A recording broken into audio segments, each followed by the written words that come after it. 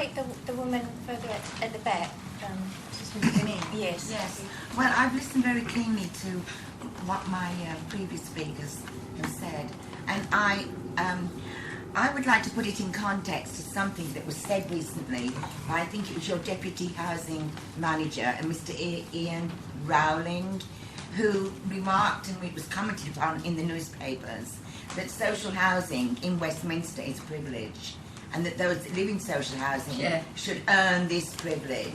Well, in that context, I am concerned myself that whatever developments come out of this planning strategy that you've embarked upon, one, you won't be able to afford it, and two, it will reek of social engineering, and that to me means that the very poorest of Westminster's residents will be somehow coerced or coaxed out, and that the privilege of living in Westminster, I am speaking, the privilege of living in Westminster, which should carry with it the highest of standards of education and of healthcare, etc., and housing standards, is going to be for a new army of whoever wants to come and live here according to how you price things.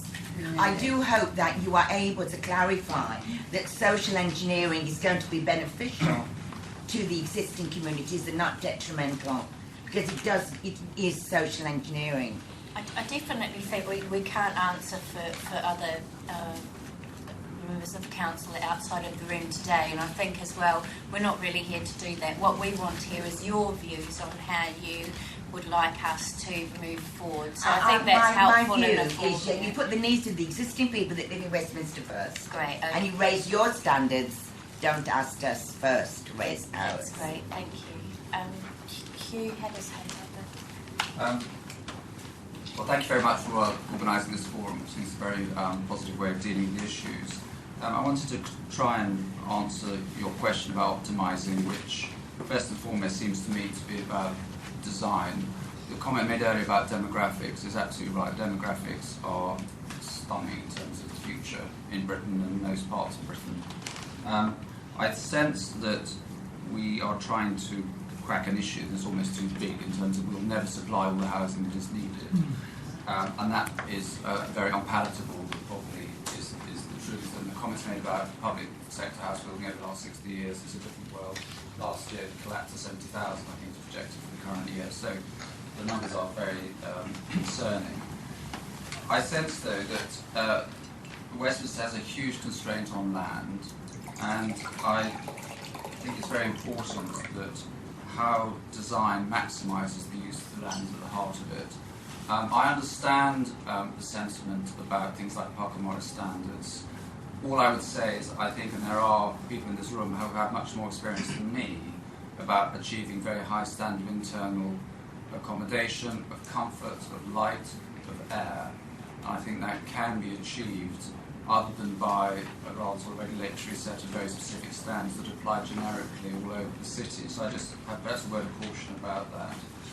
And I think the other point I'd quickly make, if I may, is to see this in the context also of your mixed-use policies, which are one of your instruments to increase housing and to provide accommodation for residents. We have a lot of experience of working in the city, and we understand the objective of the mixed-use policy, but I do think we must confront the fact that that can result in an inefficient use of land, which is your scarcest resource, and therefore looking at how you work on more than one site, have sites that are for homes, that are not mixed up with offices, offices are not mixed up with homes. And I say that cautiously, even though I've said it before. I think it's a matter of balance. You're trying to squeeze as much as you can out of the land, and therefore we need to be very careful how we use different sites to achieve good housing and also good workplaces, which is for another evening. So there's a few quick thoughts. The other final thought is rebuilding, state renewal, adding to existing housing areas in the city. Is there more that can be done within those assets? I don't know the answer to that, but I'll just raise that as an argument.